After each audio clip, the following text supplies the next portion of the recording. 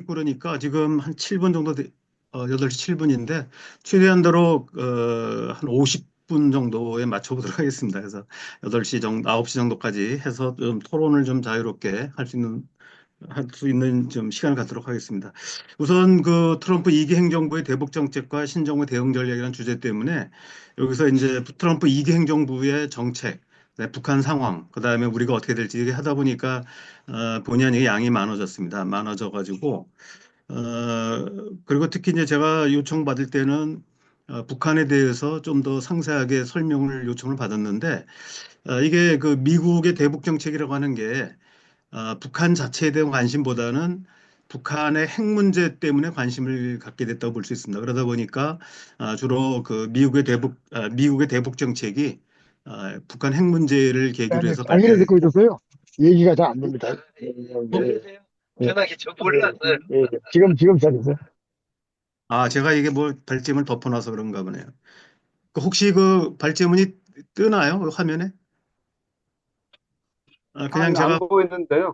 공유를 누군가 해주시면 좋겠는데요. 열어주시면 제가 좋겠는데. 공유가 되나요? 음, 제가 할 수 있나 보네. 제가 죄송합니다. 저는 그래서 가만히 있어보자. 그러면은 죄송합니다. 아무래도 제가 그냥 말로 하더라도 발제문이 있는 게 좋을 것 같아서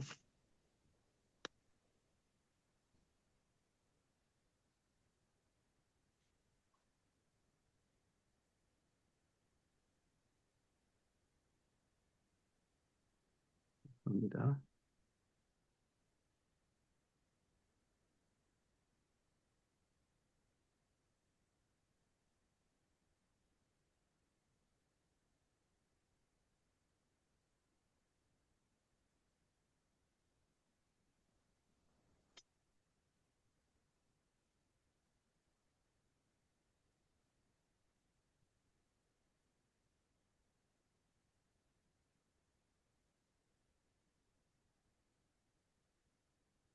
자, 떴나요? 아직 안 안, 떴습니다. 아직 안 떴. 그 이거 제가 밑에 그 예, 공유를 예, 누르시죠. 공유를 해야 중간에 되네. 제가 녹색 띄운 다음에 예, 예. 됐나요? 아이고. 시작하고 있습니다. 예, 예. 됐습니다. 네. 예, 예, 예, 예. 됐습니다. 예, 그래서 아까 말씀드렸듯이 트럼프 2기 행정부뿐만 아니라 미국의 대북 정책이라고 하는 게 북한에 대해서 보통 통상적으로 관심이 없습니다. 관심이 없기 때문에 우리가 흔히 얘기해서 북한이 일을 저질러야 그때 관심을 갖기 때문에 우리가 통상적으로 어떤 북한의 어떤 그 대외적 행위에 대해서 해석할 때 북한이 미국의 관심을 끌기 위한 행동이다. 이렇게 보통 북한 전문가들이 나와서 막 얘기를 많이 하는데 그 이유가 바로 미국이 뭐 북한이란 나라가 뭐 지정학적으로 큰 의미가 있는 나라도 아니고 자원이나 뭐 또 안보적으로 큰 의미가 있는 나라가 아닙니다. 그러다 보니까 북한이 뭔가 일을 저질러야만 그때그때 관심을 갖는다 이렇게 볼 수 있습니다. 그래서 북한도 그걸 잘 알고 있기 때문에 결국은 북한이 미국의 관심을 끊는 부분도 있고 또 주변 강대국 사이에서 생존을 위해서도 핵을 개발하고 있고요. 그래서 이제 미국도 주로 북한에 대한 정책이라는 게 핵 문제 위주로 전개되고 있습니다. 그래서 저 출발이 북한의 핵 문제부터 출발을 했습니다. 자, 우선 그 북한이 핵을 개발하게 된 계기서부터 간단하게 본다면 사회주의 세계 체제가 붕괴되면서 북한은 이제 체제 위기를 느끼기 시작을 했습니다. 잘 아시다시피 어, 북한은 물론 이제 자주 노선을 내세우면서 소연방이 주도하는 동국공과는 좀 차별을 하고 있지만 그럼에도 불구하고 여러 가지 이제 그 사회주의 체제와 연계돼 있다 보니까 소련이 해체되고 또 바르샤바 조약도 해체되면서 커다란 영향을 받게 됐습니다. 그래서 북한이 이제 그 탈냉전기에 생존 방식으로 통상적으로는 이제 약속이라고 한다면 강대국에 편승하는 정책을 취하는데 북한의 경우는 중국과 소련 사이에서 이른바 양다리 전략을 통해서 생존을 해왔습니다. 그런 전통이 있다 보니까 북한은 이제 어떤 특정 강대국에 편승하기보다는 독자적인 이제 약소국 강압 정책이라고 하는 모순된 정책을 채택을 했습니다. 일반적으로 강압 정책이라고 하는 것은 우리가 제국주의 한포 외교라든지 이런 데서 볼 수 있듯이 주로 강대국이 쓰는 전략이 강압 외교입니다. 또는 강압 정책인데 북한의 경우는 약소국임에도 불구하고 이런 강압 외교라고 하는 이거를 이제 구사하기 위해서 이제 핵을 개발했다고 볼 수 있습니다. 그렇게 된 가장 큰 계기는 미국의 태도에 있다고 볼 수 있습니다. 미국의 경우 탈냉전기에 이제 단국제들을 주도하면서 이른바 이제 불량 국가들이 미국과의 관계 개선을 이제 추구해 왔습니다. 하지만 미국은 불량 국가들과의 관계 개선 조건으로 내세운 것이 반미 지도자들의 제거를 요구했습니다. 그리고 체제 전환을 요구를 했죠. 그러다 보니까 뭐 시리아든 리비아 뭐 여러 어떤 그 반미 지도자들이 제거되면서 이들이 체제 전환을 했습니다. 뭐 어느 지도자도 마찬가지지만 뭐 북한의 경우도 자신의 어떤 목숨을 내걸면서까지 미국과의 관계 개선을 희망하지 않을 겁니다. 다만 또 미국과의 관계 개선 없이는 미국 주도의 탈냉전기의 생존이 어렵기 때문에 이런 그 두 개를 결합한 방식이 바로 북한이 이제 그 채택한 것이 약소 강압 정책입니다. 미국을 압박하고 이걸 통해서 미국이 자신들의 요구를 들어줄 수밖에 없는 상황을 만들겠다라고 한 것이죠. 그러나 이제 이런 부분들이 뭐 미국이 어떤 나라입니까? 그게 만만하게 먹힐 리가 없죠. 자, 우선 그래서 이제 그 반미 국가인 그 리비아나 시리아의 지도자들이 다 제거됐고 또 더군다나 이제 미국이 쉽게 건드릴 수 없는 대량 살상 무기 개발 국가들, 이라크, 이란, 북한을 악의 축이라고 규정해서 특히 이 세 나라들을 집중적으로 관리를 하려고 했습니다. 최종적으로는 이제 이라크의 경우는 이제 후세인을 제거하면서 미국의 의도를 달성했는데 이란과 북한의 경우는 이제 이란은 규모가 큰 나라입니다. 거의 뭐 1억 가까이 되는 인구의 독자적인 석유 생산을 하고 있고 어, 과거 페르시아라고 하는 제국을 운영했던 나라이기 때문에 만만한 나라가 아니죠. 북한의 경우는 약소국이긴 하지만 핵을 개발을 함으로써 결국 미국에 굴복하지 않는 이런 모습을 보였다고 볼 수 있습니다.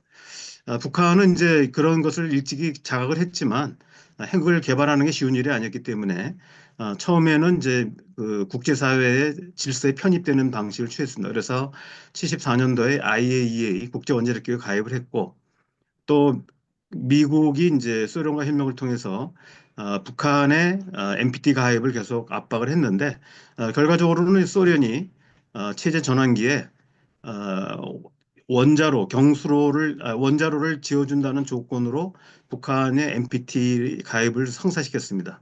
하지만 그 뒤에 바로 소련이 해체되면서 소련이 약속했던 북한에 대한 경수로 이기 제공이 무산되는 것이죠.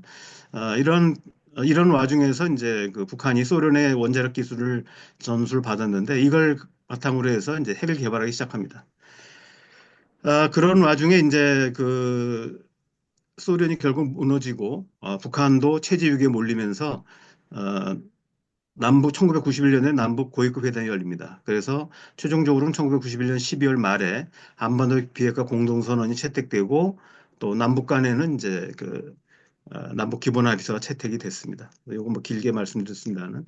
그래서 이제 북한 핵 위기가 발생을 했는데 첫 번째 북한이 이제 핵을 비밀리에 개발하는 것이 프랑스 상업위성에 발견돼 가지고 여기서부터 북한 핵 위기가 발생을 했습니다. 결국 북한과 미국 간의 고위급 회담이 로버트 갈루치와 강석주 외교부 부부장 사이에 협상이 있어가지고 1994년도에 9월 달에 제네바 기본 합의가 채택이 됐습니다.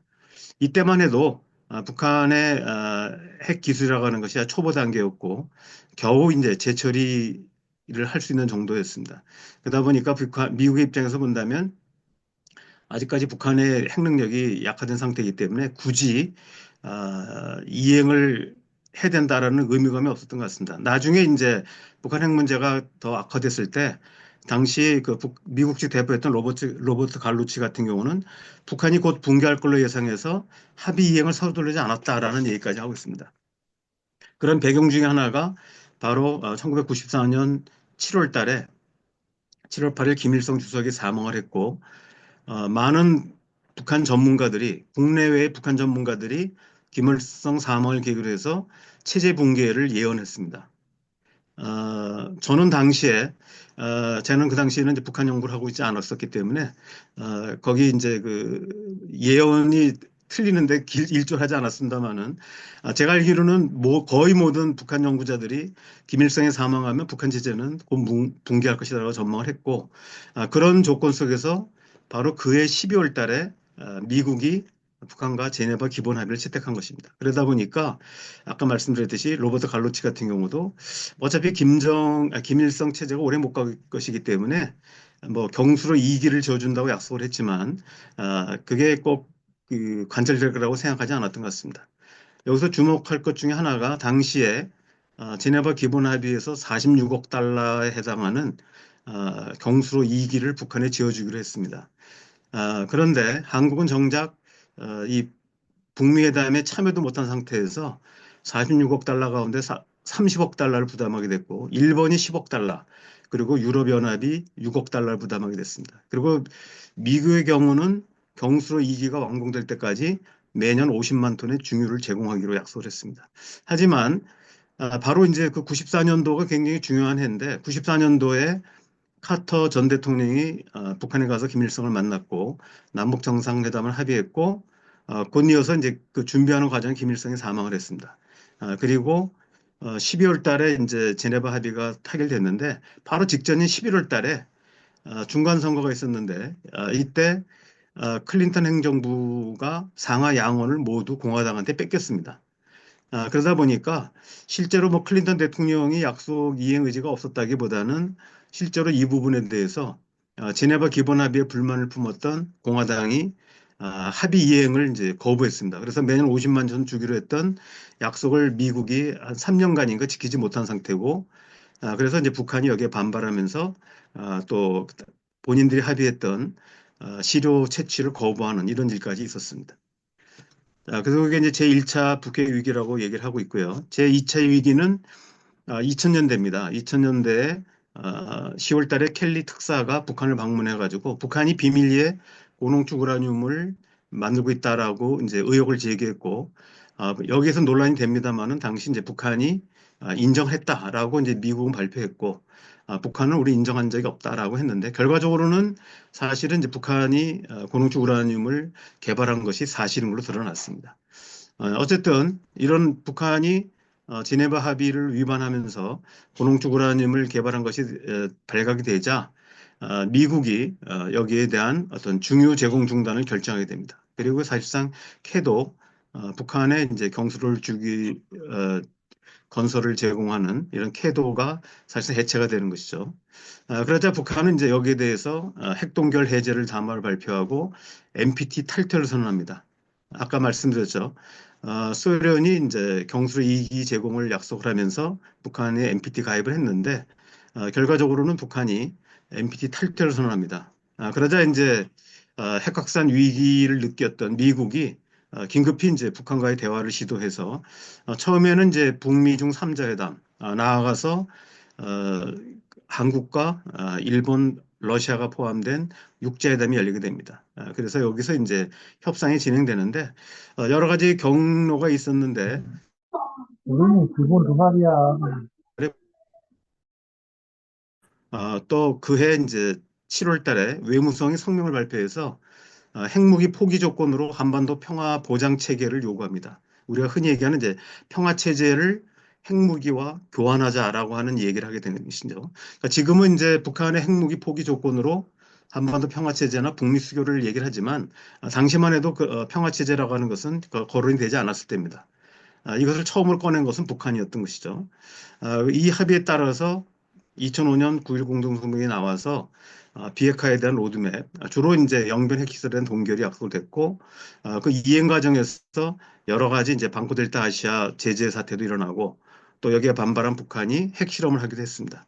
자, 이런 과정 속에서 북한의 어떤 협상의 특징은 살라미 전술이라고 얘기를 하는데 이것은 이제 그 북한의 대미 불신에 기인한 것이라고 볼 수 있습니다. 살라미 협상 전술 그러면 북한이 하나하나 쪼개가지고 협상을 지연시킨다라고 우리에게 인식되어 있지만 사실은 그 배경은 바로 앞서 말씀드렸듯이 제네바 기본 합의 과정에서 북한이 그 당시만 해도 순진해가지고 미국하고 합의하면 무조건 이행하는 줄 알았는데 실제로 클린턴 행정부가 이행 의지가 없었다고 할 수는 없지만 상하 양원에서 고당에 장악하면서 거기에 이행에 필요한 중요 대금, 중요 50만 배럴에 해당되는 돈줄을 차단하자 미국이 약속을 할 수가 없었습니다.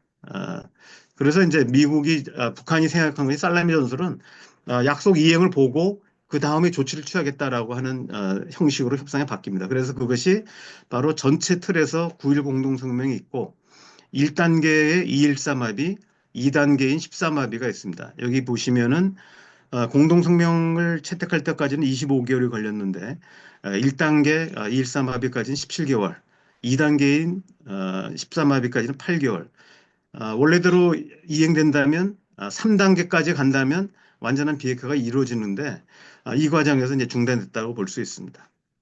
자, 그 다음에 이제 3차 북핵위기가 있는데 앞서 2차 북핵위기라고 하는 거는 이제 북한이 결국 NPT를 탈퇴합니다. 그리고 지금까지 복귀하지 않았는데요. 그래서 2차 북핵위기가 있었다면 지금은 이제 북한이 2016년도에 대8차 당대회를 통해서 본격적으로 핵 미사일 개발에 나서게 됩니다. 과거에는 이제 비밀리에 했다고 한다면 이제는 노골적으로 했다는 게 차이가 있고요. 특히 2017년도에 특징적인 것이 미국을 겨냥한 대륙간 탄도미사일 시험 발사에 성공을 합니다. 그래서 7월 4일과 7월 28일 그리고 9월 3일 날 수소폭탄 실험에 성공하고 마지막으로 11월 29일 날 다시 대륙간 탄도미사일 시험 발사에 성공하면서 이른바 국가 핵무력 완성을 선언하게 됩니다. 미국은 여기에 대해서 화염과 분노, 특히 트럼프 행정부 때이기 때문에 북한에 대한 군사 행동을 이제 선언하기도 했습니다. 그러나 문재인 정부가 그해 12월 달에 2017년 12월 달에 한미 군사연습에 연기 가는 걸 시사하고 그 이듬해인 2018년 1월 1일 김정은이 신년사에서 평창 동계올림픽 참가 의사를 밝히게 됩니다. 그 이후에 북미 회담과 남북 회담이 급물살을 타면서 우리가 잘 알고 계신 2018년도 한반도의 봄이 이제 오게 되는 것이죠. 그래서 4.27 판문점 남북 공동성명과 6월 6.12 싱가포르 북미 공동성명이 있었는데 그 이듬해인 바로 이제 그 2차 북미 회담이 열렸는데 이 하노이 회담에서 결과적으로는 이제 사전 협의를 해서 합의문 초안까지 다 나왔습니다. 여기 보시면은 복수뉴스라고 해서 잠정 합의문이 채택이 됐는데 그럼에도 불구하고 본 게임에서는 트럼프 대통령이 이제 합의문에 없었던 영변 이외의 핵시설을 제기했고 김정은이 이제 당황하면서 그 사실을 이제 부정하게 되는 거죠. 그래서 결과적으로는 이제 트럼프 입장에서 본다면 북한이 이제 솔직하지 않았다. 영변 핵시설 이외의 핵시설에 대한 신고를 이제 거부했기 때문에 인정을 거부했기 때문에 여기에 대해서 이제 그 명분으로 이제 핵실험 그 합상을 결렬시켰다고 볼 수 있습니다. 좀 자세한 건 나중에 말씀드리도록 하고 김정은 위원장이 이제 60여 시간의 기차를 타고 중국 측의 그 접대 그 제의에도 불구하고 기차에서 내리지 않은 채 평양에서 대륙을 가로질러서 하노이까지 왔습니다. 그러나 기대와 달리 미국과의 협상이 결렬되면서 여기서 이제 무엇보다도 한국에 대한 불신이 굉장히 강했죠. 문재인 정부에 대한 불신이 굉장히 강했고 우리 일부 언론이나 이런 데서는 주로 이제 그존 볼턴이 회방을 놨다라고 하지만 사실은 저만 해도 한해회담 일주일 전부터 미국 내에 심상치 않은 동향을 이제 파악하고 있었고, 당시 그 부분에 대해서 청와대나 당시 국정원 측에 계속 얘기를 했는데도 불구하고, 바로 전날까지 국정원과 또 청와대에서는 난간론이 가지고 있었던 건 사실이고, 또 그 회담 이튿날에도 보면 문재인 대통령이 이제 김현정 그 2차장을 인선하는 과정 자체도 보면 결국은 하노이 회담이 성사되는 걸 전제로 해서 국가안보실을 개편하는 안을 내놓기도 했습니다. 저는 그런 의미에서 본다면은 제가 그 대외적으로는 얘기를 잘 안 합니다만은 제가 내부적으로는 굉장히 비판적으로 보는데 사실은 문재인 정부의 정보 실패다 이렇게 얘기를 합니다. 그래서 이런 부분들이 사실은 이제 뭐 물론 이제 원인은 이제 그 미군의 강경파가 발생 원인을 제공한 건 사실이지만 그 부분에 대해서 우리가 제대로 파악하지 못했고 그런 와중에 이제 북한의 불신을 사서 그 이후에 남북 관계가 약화됐다 이렇게 저는 이렇게 보고 있습니다. 이 부분은 나중에 혹시 필요하면 보완해 드리겠습니다. 그다음에 하노이 노델 이후에 북한은 새로운 길을 모색하기로 했고, 그래서 하노이 회담 직전만 해도 북한이 이제 경제 총력 노선을 걸었습니다. 그래서 경제 병진 노선에서 경제 총력 노선을 채택하면서 북한이 이제 핵은 더 이상 필요 없이 어, 단계적인 비핵화를 통해서 북한은 이제 북미 관계 개선, 평화 체제, 그 당시만 해도 종전선언 정도 되겠죠. 그래서 북한은 이제 국제사회 이론으로 정상국가화 하겠다라고 하는 의도가 있었습니다만은 하노이 회담이 깨지면서 결과적으로 북한은 새로운 길이라고 표현하는 정면 돌파전, 그리고 이제 자력 경쟁 노선을 채택을 했습니다. 그러면서 여기서 또 하나의 변화라고 한다면 2016년도 7차 당대회 때는 중국을 사회주의 배신자라고 불렀는데 8차 당대회 때는 북한과 중국은 하나의 운명이라고 해가지고 중국에 대한 접근 노선을 취했습니다. 그리고 통일에 대한 입장입니다. 2016년 7차 당대회 때만 해도 통일은 가장 중대하고 절박한 과업이라는 그런 그 결의안을 채택한 반면 8차 당대회 때는 통일이라는 꿈은 더 아득히 멀어졌다고 얘기를 했고 당 규약에서 바로 이제 그 노동당 당원의 임무로서 조국 통일을 촉진하는 임무라는 게 있었는데 이게 삭제가 됩니다. 그래서 뭐 작년 초, 재작년 말에 북한이 적대적 이국가 관계론을 제시했지만 사실 그 출발점은 하노이 회담의 결렬에서 출발했다 이렇게 볼 수가 있습니다. 북한이 이제 하노이 회담이 결렬되고 자력갱생 노선, 정면 돌파 노선을 채택하면서 바뀐 부분이 바로 공세적인 핵 전략 변화입니다. 그래서 북한의 어떤 그 이른바 핵 독트린을 보면 철대 2016년만 해도 절대로 핵무기를 먼저 사용하지 않겠다고 했었는데 2020년 하노이 회담이 결렬된 직후에 보면 남용하지 않고 선제 사용하지는 않는다. 그래서 두 개 표현이 다 나옵니다. 그러나 2021년도 8차 당대회 때 보면은 선제 사용을 하지 않겠다는 얘기가 빠지고 남용하지 않겠다는 표현을 바뀌게 됩니다. 그리고 2022년도에 가면은 아예 핵무기 사용 조건을 담은 핵무력 정칙법을 법령으로 채택하게 됩니다. 그리고 아예 작년, 재작년에는 수정법을 통해서 핵무기 발전 고도화를 헌법에 명시했습니다. 이처럼 북한이 이제 공세적인 핵 전략을 펼치면서 한반도에서의 핵전쟁 위험성이 고조되고 있다고 볼 수 있습니다. 북한이 가지고 있는 핵 전략을 본다면은 북한의 핵 전략은 기본적으로 한국 전쟁 실패에 따른 교훈에서 나왔다고 볼 수 있습니다. 당시 북한은 이 한반도까지만 점령을 하면 북한식 얘기한다면 남조선 해방이 된다고 생각을 했는데 막상 전쟁이 일어나자 미군 전시 증원군이 들어오게 되고 그 부대가 오키나와를 거쳐가지고 괌을 전진기지로 해서 오키나와 이걸 거쳐서 이제 한반도에 투입이 된 겁니다. 그러다 보니까 북한이 이제 기본적으로 자신들의 전쟁 공간은 한반도가 아니라 오키나와 더 나아가서 괌까지를 커버한다라고 판단하고 있는 것 같습니다. 그래서 북한은 기본적으로 앞으로 설사 북미 간의 비핵화 협상이 일어난다 하더라도 괌까지 타격할 수 있는 이런 핵무기, 미사일을 포기하지 않을 거라고 봅니다.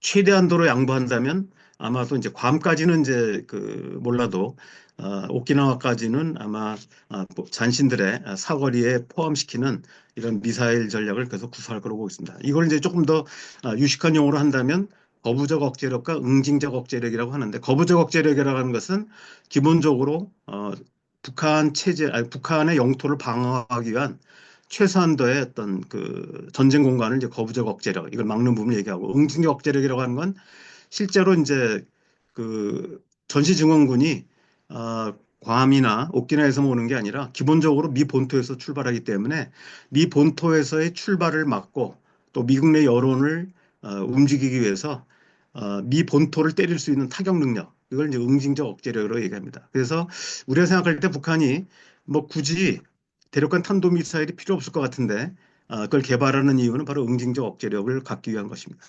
그 다음에 이제 미국 그래서 이제 일단 북한의 흐름을 살펴봤고요. 미국의 대북 정책은 여기 보시면 부시라든지 오바마 또 초기에 이제 클린턴 1기, 그다음에 바이든 행정부 전체 용어는 서로 좀 다릅니다. 은근한 무시, 전략적 인내, 전략적 인내 2.0.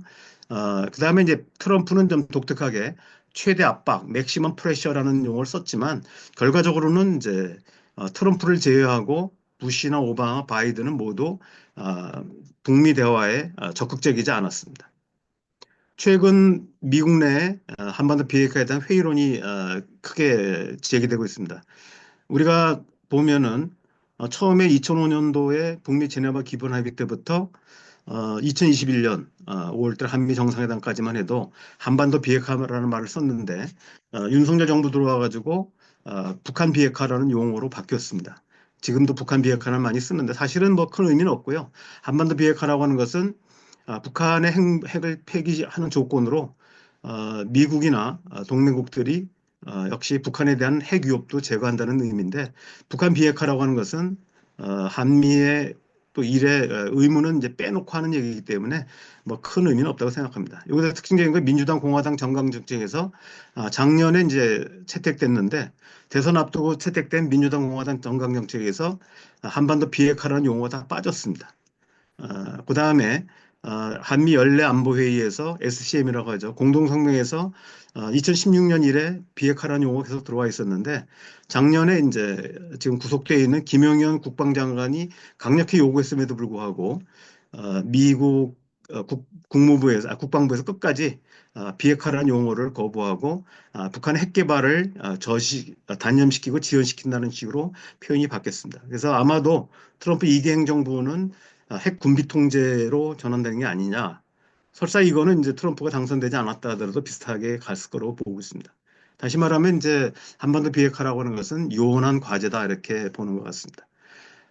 트럼프 시대가 개막되면서 트럼프가 상하 양원까지 다 장을 했습니다. 트럼프 2기 행정부의 특징은 극단적인 이스라엘 옹호자, 북한에 대한 중국과 북한에 대한 강경파들, 극우 기독교 인종주의자, 강경 보호무역자들이 등장을 하고 있고 또 하나 특징은 이른바 어른들의 축이라고 그래요. 엑시스 오브 어덜츠라고 그래가지고 우리 뭐 사극에 보면은 임금이 뭐 하려고 그러면 아니 되옵니다라고 해가지고 뭔가 정책 제동을 거는 사람들이 있었던 거죠. 그래서 바로 그 사람들이 틸러슨 국무장관이나 매티스 국방장관, 맥메스터 국가안보 보좌관이 트럼프 대통령의 약간 그 갈팡질팡하는 정책에 대해서 뭔가 제동을 걸었던 사람인데 이런 사람들이 모두 다 제거되고 플로리다 주 출신인 어떤 이 연고자들, 그다음에 충성파들로만 이루어졌다고 볼 수 있습니다. 옆에 사진을 잠깐만 보면 루비오 국무장관이 이른바 그 검은 십자가를 이마에 그리고 폭스뉴스에 나온 장면이고요. 그다음에 헤그세스 국방장관은 이 사람이 그 무늬가 이제 십자군 무늬라고 하고 여기에 이제 팔뚝에 잔뜩 써 있는 것은 이 극우 기독교의 어떤 슬로건 같은 것들이 이제 적혀 있다고 합니다. 그리고 여기 벤스 부통령은 나이가 40살밖에 안 되는데, 뭐 혹시 보셨는지 모르지만, 넷플릭스에서 나오는, 뭐죠? 그, 힐빌리의 노래인가요? 저도 봤는데, 어쨌든 이제 백인 흑수저의 성공의 신화를 그은 사람이죠. 그리고 옆에 있는 사람은 이제, USTR 대표, 그리어인데, 이 사람은 이제, 초강경한 그 입장을 이제 취하고 있습니다. 그래서 특징적인 걸 설명드렸고요. 그 다음에 이제 이 부분이 중요하다고 볼 수 있는데, 사실은 이제 이 부분이 트럼프 미 행정부의 대응을 이해하는 가장 핵심이라고 봅니다. 우리가 이제 미국의 대외 정책을 크게 민주당이 추구하는 자유주의 패권 전략이라는 게 있고, 지금 이제 트럼프 행정부가 취하는 전략은 역의 균형 전략이라는 말을 씁니다. 또는 현실주의 역의 균형 전략이라는 말을 쓰는데, 아, 바이든 행정부의 취한 정책은 자유주의 패권 전략. 그래서 세계의 경찰 역할을 하면서 가치 외교를 내세우고 또 그 가치를 공유하는 국가들, 독재 국가나 그 권위주의 국가에 대해서는 개입을 해서 자유주의 이념을 확산시키는 이런 정책이라고 볼 수 있습니다. 그래서 이게 이제 바이든 행정부의 특징 지우는 정책이라고 한다면 바로 이제 역의 균형 전략은 어, 미국 시카고에 대해 존 미오시 이모 교수가 제기하는 전략이라고 볼 수 있는데 역의 균형 정책 핵심은 유럽이나 중동 문제는 영내 국가 스스로에게 맡기고 중국 견제에 집중하라라고 하는 걸로 요약할 수 있습니다. 그래서 친러 정책을 통해서 러시아와 중국 간의 밀착을 차단하고 이란과 북한에 대한 제재 압박을 폐기하고 핵보유 유지 및 중국 밀착을 방지하겠다. 그러니까 핵보유 유지를 이제 방지하겠다는 얘기죠. 그다음에 중국과의 밀착을 방지하겠다는 겁니다. 다만 중국을 견제할 능력이 없는 아시아에 대해서만 미국이 개입해서 영내 균형을 유지하겠다라고 하는 부분입니다. 실제로 이걸 뒷받침하는 부분은 이게 지난 2월 28일 날 국방장관 헤그세스 메모라는 게 발표됐습니다. 그래서 제가 이제 요 작업을 할 때만 해도 이게 잘 입수 못 해가지고 했는데 거기 내용을 보면은 헤그세스 메모라고 해가지고 이 네가 5가지 항목이 있는데 첫 번째가 국방 예산을 매년 8%씩 감축하겠다는 것이 2월 10일 발표했던 헤그세스 메모고 두 번째가 중동과 유럽 주둔 미군을 감축하겠다는 부분입니다. 바로 이제 지금 얘기 나온 것처럼 유럽이나 중동 문제는 스스로에게 맡기겠다는 바로 그 정책을 실제로 헤그세스 국방장관이 이제 표명한 것이라고 볼 수 있습니다. 그리고 최근에 나오는 러시아 정책은 바로 그 뒤에 나오는 이 큰 틀에서도 이제 나옵니다만은 리버스 닉슨 전략이라고 그래서 당시에 이제 닉슨 전략이라고 하는 게 키신저의 제안에 따라서 중국과 손잡고 당시 소련을 고립시키는 전략이었다고 볼 수 있습니다. 근데 이번엔 역으로 이제는 러시아와 손잡고 중국을 고립시키는 전략이라고 볼 수 있는데 1기 때는 이게 제대로 안 됐습니다. 트럼프가 1기 때도 이 구상을 갖고 렉스 틸러스 국무장관, 바로 이제 엑슨모빌 회장이고 전 미국 협회, 전국 미국 전이라고 하는 게 이제 X라는 뜻이 아니고 전체 미국 석유협회 회장을 지냈던 렉스 틸러스를 국무장관에 임명해서 지금 중국이 과도하게 러시아산 석유 의존하고 있는데 이거를 이제 차단해서 중국을 고립시키려고 하는 정책을 취하려고 했는데 미국 내에 이제 루소포비아라고 하는 러시아에 대한 적개심들이 있고 또 트럼프가 뭔가 이제 그 푸틴과의 밀거래설이 나오면서 최근에 나중에 다 무죄로 판명됐습니다만은 트럼프로서는 이제 이런 리버스 닉슨 전략을 취할 수가 없었던 것이죠. 그러나 이번에 이제 들어와 가지고 일론 머스크를 이제 정보 효율성 기구를 수장으로 맡기면서 스타링크라든지 여러 가지 이제 그 러시아와 협력 작업을 하고 있습니다. 그래서 아시다시피 러시아 우크라이나 전쟁에서 오히려 이제 당사자인 우크라이나를 배제하고 러시아와 직접 대화를 하는 이런 부분이 있고 또 하나는 이제 동맹국 전략으로서 거래 중심제 외교입니다. 잘 아시다시피 동맹과 적대국을 구분하지 않고 무조건 국익을 우선시하는 그래서 나토, 한국, 일본에 대해서 방위 분담금 증액을 요구하는 이런 부분이 나타나고 있습니다. 그 다음에 이제 트럼프 2기 행정부에서 아까 말씀드렸듯이 여기 지금 말씀드렸듯이 러시아 친러 정책을 취하고 있고 이란의 경우는 사실은 이제 그 하마스가 세력이 몰락하고 그다음에 시리아 정부가 무너지면서 이란이 크게 세력이 악화된 상태입니다. 그래서 아직까지 본격적으로 이란에 대한 행보는 나타나지 않고 있는데 북한에 대한 이제 그 여러 가지 구애 행동들이 나타나고 있습니다. 그래서 그 트럼프 대통령은 여러 차례 북한과의 정상회담에 대한 희망사항을 얘기했고요. 최근에 나오는 얘기를 보면은 지금 이제 그 진용들이 다 갖춰져 있습니다. 여기서 조세비온 주한미 대리대사는 물론 이제 바이든 말기에 그 이 사람이 퇴임하면서 이제 임명한 겁니다만은 골드버그가 이제 그 전형적인 바이든 사람인데 바이든의 사람인 골드버그가 퇴임하면서 전문 외교관인 조셉 이온을 이제 대사 대리로 임명을 했고 이 사람은 미국 국무부 대북정책 특별 대표를 역임한 사람입니다. 2년 동안. 그 다음에 알렉스 왕이 이제 바로 이 사람은 이제 트럼프가 북미 정상회담 할 때 실제로 그 NSC의 행정관, 우리식으로 한번 선임 행정관을 이제 맡았던 사람인데 이제 승진해서 국가안보 부보좌관으로 승진했고요. 그 다음에 독일 대사를 역임했던 리처드 그레네를 북한 특임 대사로 임명해서 실제로 이제 새로운 진영을 짜서 북미 직접 대화를 추진하려고 하고 있다라고 볼 수 있습니다. 현재 여기 제가 두 번째 표시 나와 있는 비대칭 군비 통제 전환 가능성 부분은 사실은 이제 그 미국 그 트럼프 행정부의 측근들 사이에서 나오는 이런 협상안들이라고 볼 수 있고요. 맨 밑에 있는 박스는 하노이 회담 때 잠정 합의문의 내용입니다. 그러나 이제 문제는 트럼프가 김정은에게 손을 내민다고 해서 과연 김정은이 손을 덥석 잡을 것이냐? 저는 그렇게 보진 않습니다. 왜냐하면 무엇보다도 북한은 그 미국에 대한 강한 불신이 있습니다. 북미 제네바 합의 때는 북한이 이제 순진한 것도 있죠. 행정부를 설득하면 되는 줄 알았더니 중간 선거에서 공화당이 다수당이 되면서 반대를 했습니다. 그래서 중요 50만 톤을 받는데 굉장히 애를 먹었고요. 9.1 공동성명과 2.13 합의 과정에서는 협상 의제 없는 납치 문제를 일본이 들고 나와서 원래 이제 그 20만 톤씩 5개 나라가 100만 톤을 북한에 주기로 했었는데 일본이 납치자 문제를 들고 나와가지고 일본 부담분이 20만 톤 중유 제공을 거부했습니다. 그래서 원래 11개 부품에 대한 불능화 작업을 약속했는데 북한도 11개 가운데서 9개까지만 딱 불능화한 상태에서 작업을 중단해가지고 더 이상 협상이 진전되지 못한 이런 전례가 있습니다. 또 하나는 6.12 싱가포르 정상회담 같은 경우 공동성명까지 발표했음에도 불구하고 대북 초강경파인 존 볼튼에 의해서 결과적으로 이제 무산됐다고 볼 수 있습니다. 이런 부분들은 잠정 초안까지 국무부와 합의했지만 그 백악관의 NSC나 아니면 재무부, 국방부, 그다음에 그 CIA 반대에 의해서 실제로 앞서 말씀드렸던 잠정 초안이 무산된 이런 부분이 있습니다.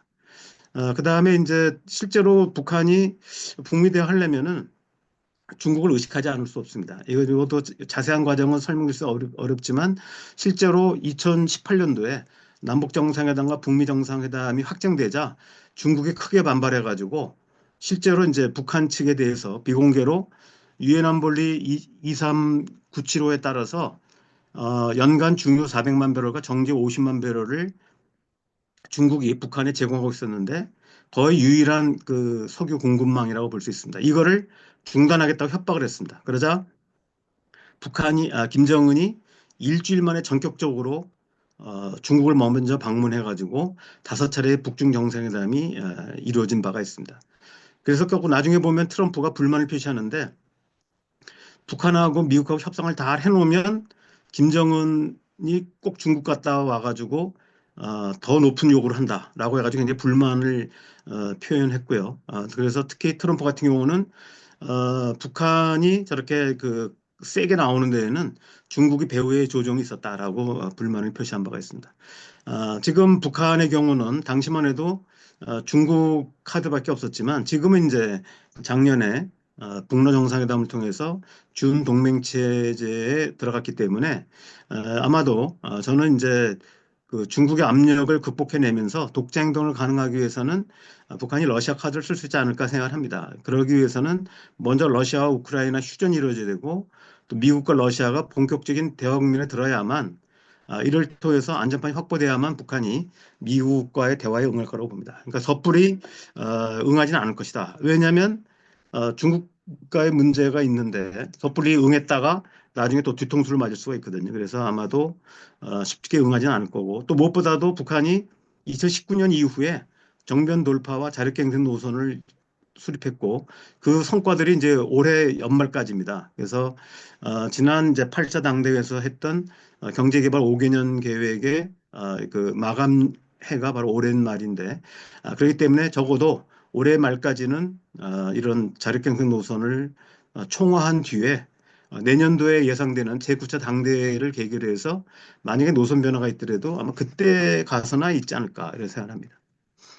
북한이 그러면 어떤 협상 조건을 내걸 것인가 하는 부분인데 아까도 말씀드렸죠. 그 지난 2019년도 협상하는 과정에서 북한이 예상하지 못했던 허를 찔렸는데 그게 바로 우라늄 농축 시설인 강선지구입니다. 트럼프가 뭐라고 했냐면 김정은한테 당신이 우리한테 공개하지 않은 핵시설에 대해서 우리 알고 있다.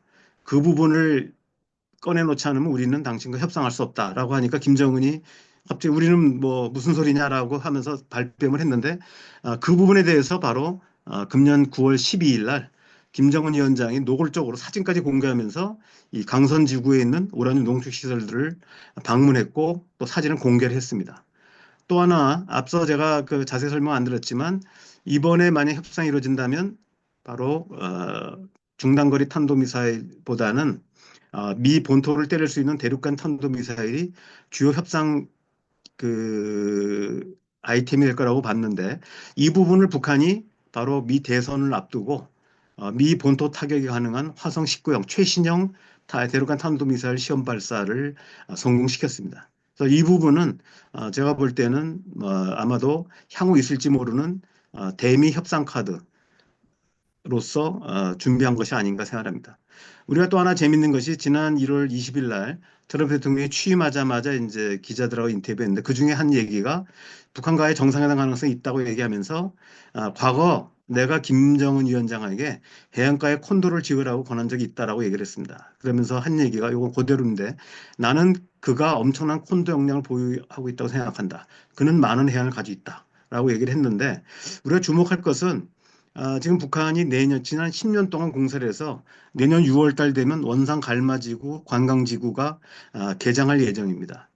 그리고 금년 2월 13일서부터 북한이 지금 나선지구, 나진선봉지구의 서양인들에게 이제 그 관광지로 개방을 했습니다. 그러다가 한 2주 만에 이제 문을 닫았는데 뭐 이건 해석들이 이 돈도 안 되는데 서방 여행객들이 자꾸 들어와서 사진 찍어다가 인스타그램 같은 데 올리니까 부작용 때문에 중단했다라고 하는 것이 공식적인 이제 해석입니다만은 제가 볼 때는 또 다른 해석입니다. 이거는 뭐 그냥 해석 중 하나 참고로 아실 것 같은데 북한이 북미 협상 재개할 때 높은 수준의 제재 해제를 요구하고 있는데 사실은 관광지라든지 콘도라든지 뭐 관광 사업이라고 하는 것은 사실은 이건 현재 유엔 안보리 제재 대상도 아니거든요.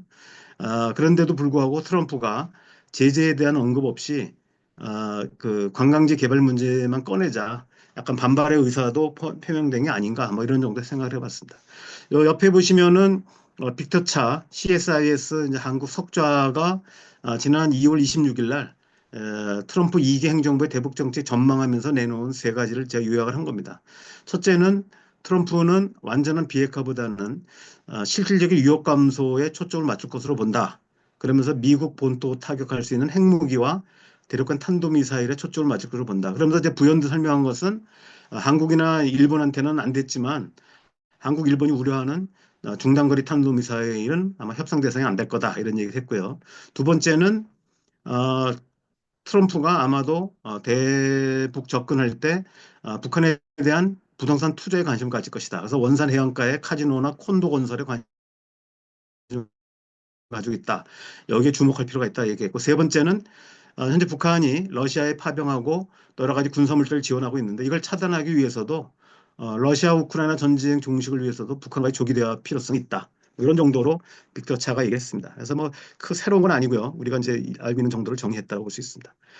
이 과정에서 이번에 이제 우크라이나와 러시아의 전쟁을 끝내려는 과정에서 젤렌스키가 여러 가지 까다로운 그 휴전 조건, 종전 조건을 내걸자 젤렌스키를 이제 공개적으로 면박을 주면서 오히려 러시아와 미국이 직접 협상하는 모습을 보였는데 이런 부분들은 더군다나 우리는 리더십이 현재 부재한 상태고 북미 직접 대화를 추진할 가능성이 있기 때문에 한국 패싱 가능성이 있다라고 생각을 합니다.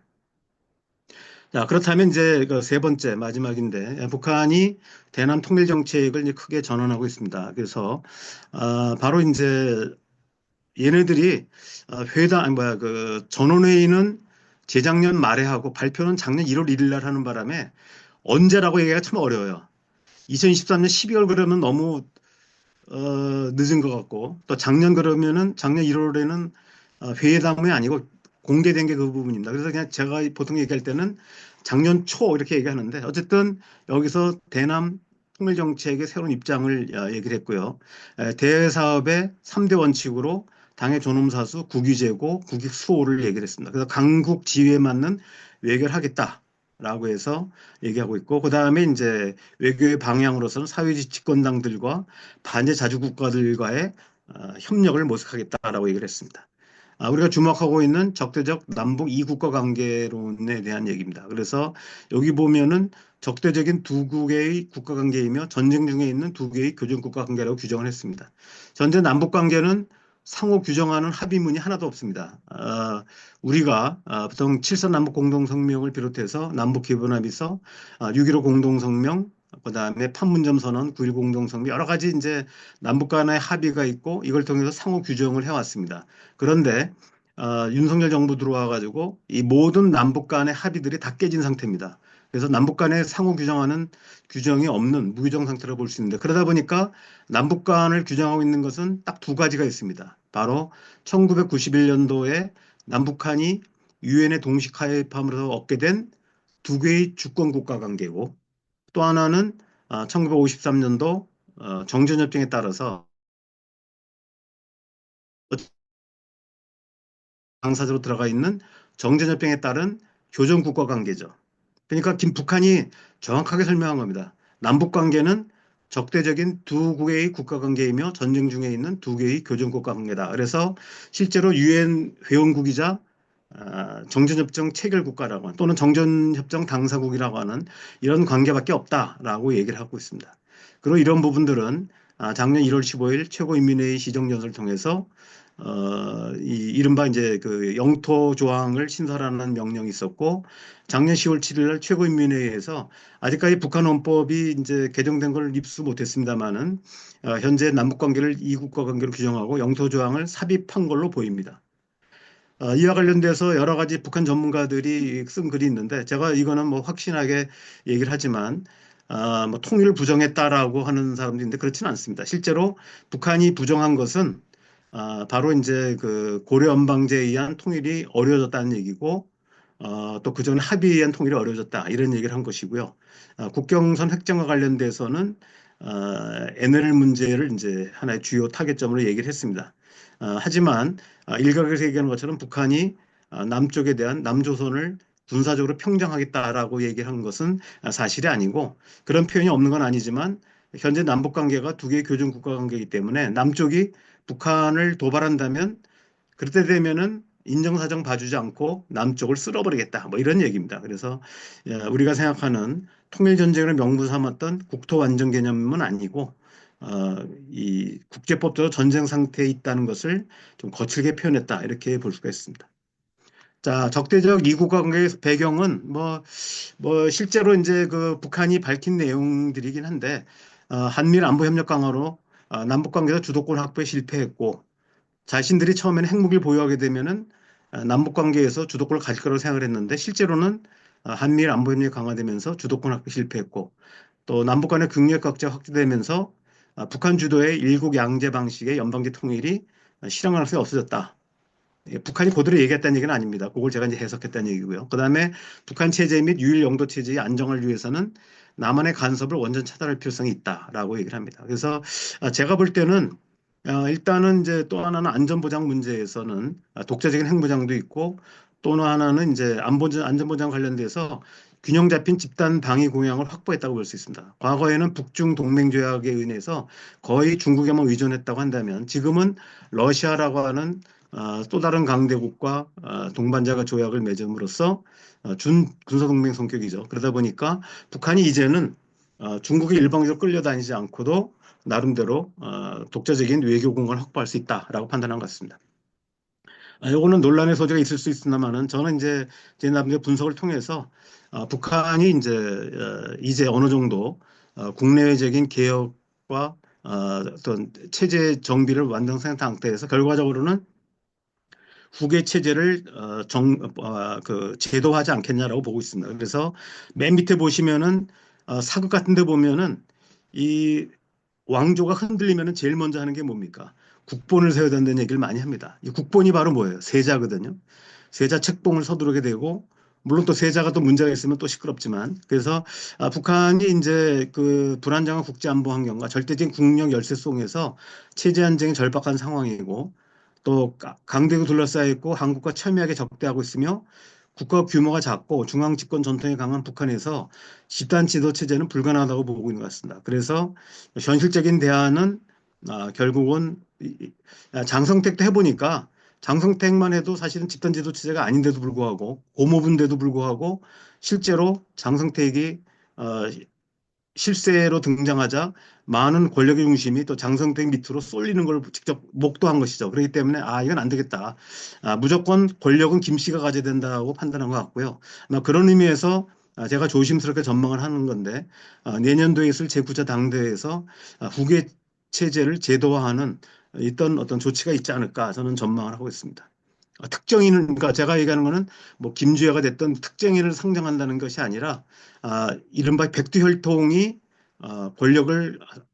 권력 승계의 범위를 백두혈통으로 정해서 결국 김씨 일가만이 최고 권력을 누릴 수 있는 이런 식의 어떤 제도화가 있지 않을까 싶은데 뭐 이거는 뭐 내년 되고 안 할 수도 있습니다. 그 뒤로 갈 수도 있는데 저는 일단은 이제 그런 가능성을 이제 높게 보고 있습니다.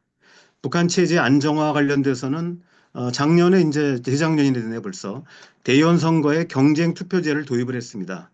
그래서 그동안에는 이제 한 명이 나와서 한 명을 당선시키는 방식이었는데 북한 표현 고도라는 공화국의 인민적 성격을 부각시키고 민주주의적으로 개선했다라고 자평하고 있습니다. 그래서 앞으로는 이런 우리 국회의원에 해당되는 대의원 선거를 2명, 3명 형태로 해서 경쟁 투표제를 도입하고 또 하나는 이제 지방발전 20승 10정책, 곱하기를 승이라고 읽는데 1년에 20곳씩 10년 안에 현대적인 공업공장 건설해서 인민들의 물질 문화 생활을 향상시키겠다라고 하고 있습니다. 그래서 이런 부분들이 있는데 그래서 최측근인 조용원 당 조직비서를 총책임자로 맡겨가지고 굉장히 역점둔 사업을 하고 있습니다. 옆에 이제 사진 포스터들이 나와 있죠. 그런데 이제 문제는 여기에 필요한 원부자재가 부족해서 외화 수요가 급증하고 있고 1달러당 8,500원에서 18,000원. 이게 뭐 그때그때 바뀝니다는 이제 그 정도로 폭등했다. 이렇게 알아주시면 될 것 같습니다. 그 다음에 앞서 말씀드렸듯이 후계체제의 제도화에서 제가 이제 여러 가지 고민을 해봤는데 이름을 수령제 인민공화정이라는 이름을 썼습니다. 이거는 이제 이란의 신정과 비슷한 이런 데 대해서 땄는데 여러 가지 이제 북한이 이제 유일 영도 체제를 구축하고 최고 지도의 유고의 대비책으로서 국본 세우기와 김씨 후계 제도의 제도화가 있지 않겠나. 그래서 이제 실제로 북한이 보면은 일본, 태국, 스웨덴의 입헌군주제를 연구조사했다는 것이 알려져 있고 또 하나는 이제 싱가포르의 이원 집정부적 내각제를 했는데 다 문제는 이런 나라들은 입헌군주제는 세습제이긴 하지만 이 권력이 없고 왕의 권력이 이제 약하고 그 다음에 싱가포르 같은 경우는 세습제가 아니다 보니까 실제로는 이제 그 1차까지 세습을 했지만 실제로는 이제 세습이 어렵기 때문에 안 되고 그다음에 이란의 경우는 신정 민주주의 체제 요거는 이제 이란에서 쓰는 용어입니다. 신정 민주주의제라고 하는 게 있지만 여기서 신정은 어떤 이슬람의 지도자라는 뜻이지 어떤 혈통적인 계승이 아니어서 또 그대로 하기는 어렵지 않겠냐. 그래서 제가 수령제 인민민주주의 공화정이라는 이름을 한번 써봤는데 요거는 뭐 어쨌든 내년까지 좀 지켜봐야 될 것 같습니다. 그 다음에 이제 남북관계 성격 변화입니다. 남북관계 성격 변화는 현재 이승만 대통령 당시의 재헌헌법과 또 북한의 당규학 전문, 그 다음에 북한의 초기 헌법의 제9조에 보면은 이제 공화국 북반부라는 용어들이 있는데 이런 걸 통해서 상호 실체를 부정하고 있습니다. 그러다가 1972년 7.3 남북공동성명을 통해서 일국가를 전제로 그러니까 다시 말하면 상대의 국가적 실체는 인정하지 않지만 정치적 실체를 인정하는 방식의 남북 공동성명이 있었습니다. 그리고 바로 1991년도에 남북 기본 합의를 통해서 여기서 보면은 뭐 표현 그대로 한다면 나라와 나라의 관계가 아닌 통일을 지향하는 과정에서 성립된 잠정적으로 형성되는 특수관계다 이렇게 되어 있는데 한마디로 얘기하면 이 국가 관계가 아닌 일 국가를 지향하는 특수관계다 이렇게 볼 수 있습니다. 그래서 지금까지 남북 관계를 보면은 7.4 남북 공동성명에서 상대의 정치적 실질 인정한다는 건 대화 파트너로 인정한다는 얘기고 두 번째는 남북 기본합의서에서 특수관계론을 얘기를 했습니다. 그러다가 이제 이번에 나온 것이 북한이 이국가 관계론이죠. 이국가 관계론인데 이건 어디까지나 앞서 말씀드렸듯이 정치적 실체나 특수관계라고 하는 것은 남북이 합의한 내용인데 비해서 이국가 관계는 북한이 제기한 내용이지만 우리 쪽에서는 아직 답이 없는 거죠. 그래서 작년에 굳이 답이라고 간다면 윤석열 대통령의 8.15 그 통일 독트린이 이른바 자유의 북진이라고 하는, 그래서 북한의 이국가 관계론을 전면 부정하는 내용을 발표한 적이 있지만, 그러나 아직까지는 이제 뭐 우리의 합의된 내용은 아니다라고 볼 수 있습니다. 여기서 이제 주목할 게 있는데 약간 시간이 오버됐는데, 주목할 내용이 바로 지난 2월 달에 있었던 서울지방법원의 판결입니다. 당시 어떤 판결이 있었냐면은 북한 선원 2명이 동료 16명을 죽이고 어, 도망치다가 본의 아니게 이제 남쪽으로 내려와가지고 체포됐습니다. 그러자 그 북한 선원 살인자 2명이 귀순 의사를 밝혔는데, 여기에 대해서 남북 관계를 이제 좀 복원하려고 했던 문재인 정부에서 이 사람 둘을 강제 북송을 했습니다.